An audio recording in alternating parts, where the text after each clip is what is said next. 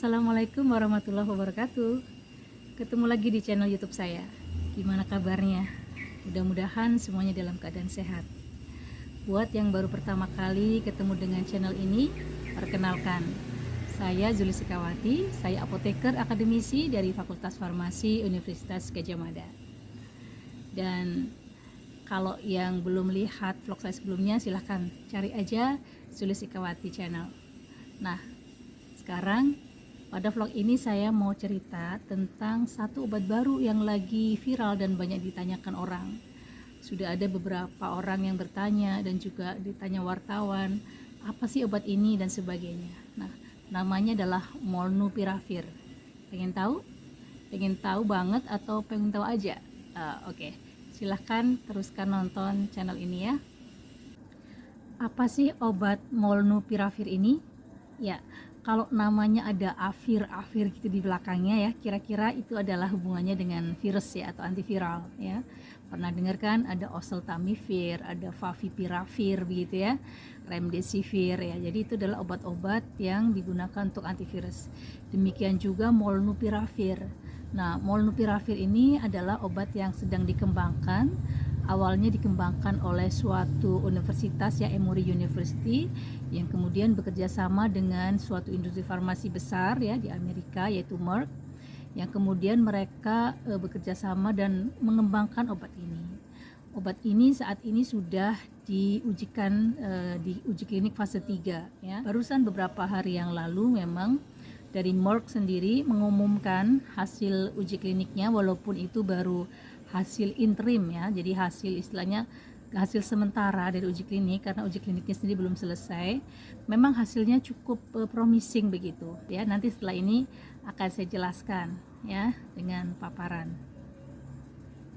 Jangan ketinggalan, pantengin terus channel ini. Jadi sekitar bulan Februari atau Maret sudah mulai muncul berita tentang Molnupiravir, hanya saja pada saat itu pemberitaannya agak terlalu berlebihan karena muncul dalam bentuk video yang viral yang salah satunya adalah bye bye COVID semacam itu ya, ada yang seperti itu yang menggambarkan bahwa ini obat sangat manjur 100% begitu. Nah, padahal pada saat itu uji kliniknya itu baru separuh jalan begitu ya. Jadi memang obat ini memang ada, tetapi di klinisnya masih harus ditunggu. Jadi kalau misalnya pada saat itu kemudian langsung dikatakan bahwa ini sudah menjadi obat COVID yang 100% manjur, nah itu yang kemudian menjadi terlalu berlebihan.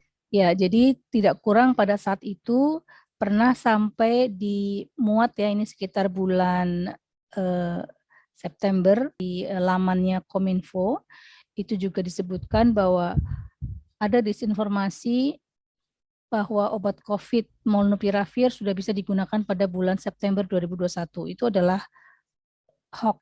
Dan saya sendiri pada bulan April sudah pernah juga menuliskan di media sosial saya ya, di Facebook mengenai obat Molnupiravir ini ya, karena memang obat ini waktu itu menjadi cukup viral ya tadi karena informasi yang agak berlebihan walaupun itu belum confirm ya, belum pasti betul begitu. Nah, sekarang kita akan mempelajari bersama-sama apa sih sebetulnya obat Molnupiravir itu.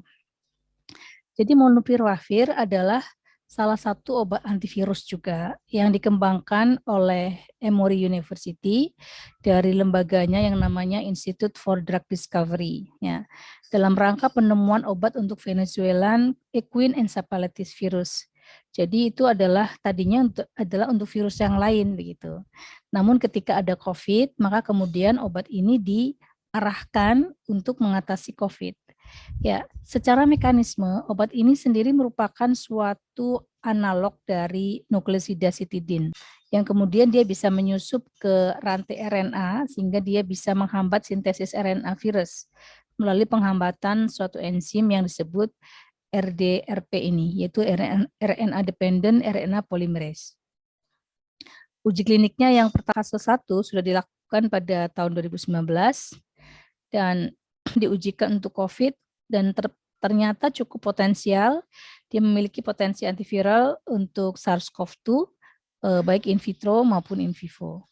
Sehingga kemudian Emory University ini menggandeng Ridgeback Biotherapeutic dan Merck untuk melakukan uji klinik ya fase 2 dan 3. Waktu itu digunakan untuk pasien rawat inap maupun rawat jalan gitu ya.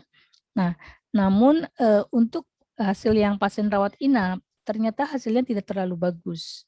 Sehingga kemudian uji kliniknya untuk pasien rawat inap itu dihentikan. Sedangkan untuk yang rawat jalan itu kemudian diteruskan sampai saat ini. Nah, ini adalah mekanisme dari molnupiravir ya tadi ya. Jadi ini adalah peristiwa bagaimana virus itu SARS-CoV-2 itu masuk ke dalam sel inang melalui reseptornya yaitu S2 reseptor yang kemudian dia nanti akan masuk ya, kemudian nanti akan mengeluarkan RNA virus yang kemudian nanti akan ditranslate dan seterusnya ya. Nah, di sini adalah enzim RNA dependent RNA polymerase yang dia bekerja untuk melakukan polimerase tadi. Yang singkat ceritanya adalah nanti dia akan berkontribusi terhadap replikasi dari virus. Nah, obat molnupiravir ini dia menghambatnya di sini. Ya, sebetulnya mekanisme ini juga serupa dengan mekanisme dari favipiravir maupun remdesivir ya sebagai obat antivirus untuk COVID-19 yang selama ini kita gunakan. Jadi secara mekanisme itu mirip dan kebetulan juga sama-sama analog suatu nukleotida. Nah, kemudian banyak orang yang bertanya, seperti apa sih hasil uji kliniknya?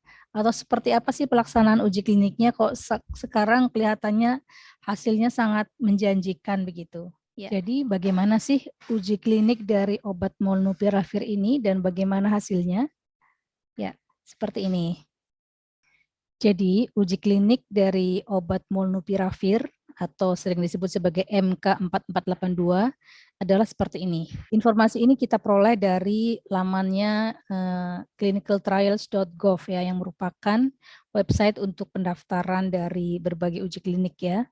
Ya, jadi uji klinik ini akan melibatkan 1.850 subjek, di mana desainnya adalah randomized double blind yang artinya dilakukan secara acak ya pengelompokan subjeknya, kemudian double blind itu berarti masing-masing dari subjek maupun juga penelitinya itu sama-sama tidak tahu tentang obat yang diberikan ya. Tujuannya agar penilaiannya lebih objektif. Waktu mulai uji klinik itu adalah 19 Oktober 2020. Dan waktu perkiraan selesainya adalah 8 November 2021. Jadi saat ini memang belum selesai ya uji kliniknya ya. Adapun kriteria subjeknya adalah pasien COVID dengan derajat ringan sampai sedang yang tidak dirawat di rumah sakit dengan usia 18 tahun ke atas. Jadi pasien isoman begitu ya, bukan pasien yang dirawat di rumah sakit. Dosis yang digunakan kalau berdasarkan informasi dari protokol ujinya adalah ada 3 dosis. Jadi mungkin ini adalah pada uji klinik fase 2 ya. Pada uji klinik fase 2 biasanya dilakukan optimasi dosis, mana dosis yang paling optimal untuk memberikan efek. Jadi di sana digunakan 200, 400, dan 800 mg setiap 12 jam selama 5 hari ya. Jadi totalnya adalah 10 dosis. Hanya saja terus terang sampai saat ini saya belum tahu dosis yang dikatakan berhasil efektif itu dosis yang mana? Apakah yang 200, 400, atau 800? Ya, karena belum ada informasi dan memang belum dipublikasikan secara ilmiah, jadi kita belum tahu. Adapun yang menjadi parameter efikasi utama dari obat ini, jadi atau yang disebut sebagai parameter keampuhannya dari obat ini adalah persentase dari subjek yang kemudian mengalami perburukan sehingga harus dirawat di rumah sakit atau bahkan meninggal dalam 29 hari pengamatan, begitu ya. Jadi dari kedua kelompok itu nanti akan diamati berapa persen atau berapa orang yang mengalami perburukan dan kemudian atau bahkan meninggal ya. Kemudian dibandingkan antara kelompok obat uji dengan kelompok placebo. Dan parameter keamanan yang diamati adalah persentase subjek yang mengalami kejadian yang tidak diinginkan atau yang disebut sebagai adverse event. Dan ini bukan selalu adalah efek samping obat ya. Jadi ini adalah semua kejadian yang tidak diinginkan yang terjadi selama mereka menjadi subjek uji. yang itu perlu dilaporkan dalam pengamatan selama 7 bulan, yaitu adalah adverse event. Nah, bagaimana dengan hasilnya? Jadi hasilnya tadi disebutkan bahwa rencana rekrutmennya adalah 1.850. Namun demikian kan biasanya ada analisis interim atau analisis sementara ya. Jadi pada saat udah separuh jalan, maka nanti akan ada data safety monitoring board yang akan melakukan evaluasi terhadap hasilnya begitu ya. Nah, tengah-tengahnya adalah sekitar 762-an ini. Jadi yang dianalisis untuk interim result adalah 762 subjek yang terbagi menjadi 2 kelompok, yaitu molnupiravir ada 385 orang dan placebo ada 377. Dan dari hasilnya yang dirawat atau mengalami perburukan atau meninggal dalam 29 hari pengamatan adalah sebanyak 28 orang dari 385 atau 7,3% pada kelompok molnupiravir. Sementara pada kelompok placebo adalah 2 kali lebih banyak, yaitu ada 53 orang dari 377, yaitu adalah 14,1%.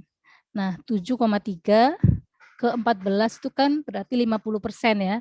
Maka dikatakan bahwa molnupiravir ini adalah bisa menekan atau mengurangi perburukan dari COVID-19 ini sampai 50%. Itulah kemudian hasil yang mungkin dilaporkan di berbagai media maupun juga di laman dari Merck sendiri ya. Kemudian dari angka yang meninggal sendiri dipisahkan setelah 29 hari. Pada kelompok molnupiravir tidak ada yang sampai meninggal, sedangkan pada kelompok placebo itu ada 8 orang yang meninggal karena COVID. Kemudian dari kejadian adverse event, itu dari kelompok molnupiravir ada 35% ya, sedangkan dari placebo itu ada 40%, yang artinya ini hampir sebanding nih, comparable, bahkan di kelompok placebo itu lebih banyak. Jadi angka ini dianggap sebagai tidak bermakna ya secara signifikan karena hampir sama. Dan juga kejadian yang berkaitan dengan obat atau drug related adverse event itu juga angkanya antara 12% dengan 11%, yang itu juga tidak terlalu signifikan berbeda. Sehingga juga dianggap hasilnya tidak memberikan efek adverse event yang bermakna. Sedangkan subjek yang mengalami dropout karena mengalami adverse event adalah bahkan lebih banyak pada kelompok placebo, yaitu 3,4%, sementara di molnupiravir ada 1,3%. Dan yang menarik adalah bahwa uji klinik molnupiravir ini juga melibatkan beberapa subjek yang setelah dicek ya sekitar 40% itu mereka terinfeksi dengan varian baru, yaitu gamma, delta, dan mu. Sehingga disebutkan atau diklaim oleh Merck bahwa molnupiravir ini menunjukkan efikasi juga terhadap virus-virus dengan varian baru begitu. Kemudian uji klinik ini sendiri sudah dilakukan di berbagai negara, di beberapa site. Ada 170 rencana yang menjadi rencana tempat penelitian, meliputi berbagai negara seperti Argentina, Brazil, Kanada, Chili, dan seterusnya. Dan untuk di daerah Asia Tenggara ini ada Filipina ya, jadi mungkin mirip-mirip kali dengan Indonesia. Saya kira mungkin hasilnya comparable jika kemudian juga dilakukan uji klinik di Indonesia. Jadi kita mungkin juga bisa mengadopsi hasil uji klinik yang ada di Filipina misalnya atau di negara-negara Asia. Ya, jadi ini adalah hasil dari uji klinik molnupiravir yang dilaporkan oleh Merck ya. Namun demikian memang sampai saat ini kita belum melihat aplikasinya secara ilmiah ya, karena memang uji kliniknya sendiri belum selesai, ini baru interim analisis. Nah, kalau ditanya, terus efek sampingnya apa gitu, bisa nggak dipakai untuk anak-anak? Ya, ini yang agak sulit untuk menjawab ya. Jadi kita belum bisa menjawab atau menjelaskan sekarang karena memang belum ada datanya. Jadi karena uji kliniknya sendiri belum selesai, baru tadi datanya adalah data interim, kita juga belum pernah melihat ada publikasinya dari hasil uji klinik ini, maka kita juga belum melihat adverse event atau efek samping apa yang dilaporkan terkait dengan obat ini. Yang ada baru jumlahnya tadi presentasinya ya, bahwa sekian orang mengalami adverse event dan di bagian placebo pun juga mengalami adverse event yang hampir sebanding angkanya, sehingga bisa dibilang ya tidak terlalu signifikan perbedaannya. Sehingga kalau ditanya apa efek sampingnya, saya belum bisa menjawab karena belum ada datanya. Kemudian tadi, apa bisa dipakai untuk anak-anak? Ini juga pertanyaan yang baik, tetapi uji klinik ini baru dilakukan pada usia 18 tahun ke atas ya, sampai lansia. Sehingga data itu baru hanya diperoleh dari data 18 tahun ke atas, sehingga kita belum tahu bagaimana keamanan maupun efikasinya pada usia di bawah itu. Sehingga kita juga belum bisa, atau obat ini juga belum direkomendasikan dan belum diizinkan untuk penggunaan di bawah 18 tahun. Kecuali jika nanti dari pengembang obat ini yaitu Merck dan juga mitranya melakukan uji klinik tambahan, yaitu mengekstend atau memperluas jangkauan usia sehingga menjadi ada yang remaja atau bahkan mungkin nanti anak-anak, maka jika data itu bagus, maka nanti kemudian bisa diajukan approval juga, persetujuan untuk digunakan pada anak-anak begitu. Jadi untuk uji klinik itu memang nggak bisa langsung pada anak-anak ya. Jadi kita harus menunggu apakah nanti boleh atau enggak dipakai pada anak-anak. Ya, jadi bagaimana status obat ini? Apakah sudah bisa digunakan? Itu tadi Merck sebagai pengembang obat ini baru sedang berproses ya untuk mengajukan emergency use authorization. Jadi kita tunggu saja. Tentu saja saat ini belum bisa digunakan di luar konteks uji klinik mereka ya. Di Indonesia pun juga kita juga belum menggunakan atau belum ada uji klinik yang dilakukan juga di Indonesia. Jadi kita menunggu saja. Nah, pertanyaan ini menarik, apakah molnupiravir bisa menjadi alternatif bagi favipiravir? Mana yang lebih poten atau lebih bagus? Dan bagaimana untuk virus-virus varian baru? Ya, jadi gini teman-teman, kalau melihat dari mekanismenya, itu kira-kira hampir sama, yaitu bekerja pada enzim RNA dependent RNA polymerase, ya, antara favipiravir dengan molnupiravir ini.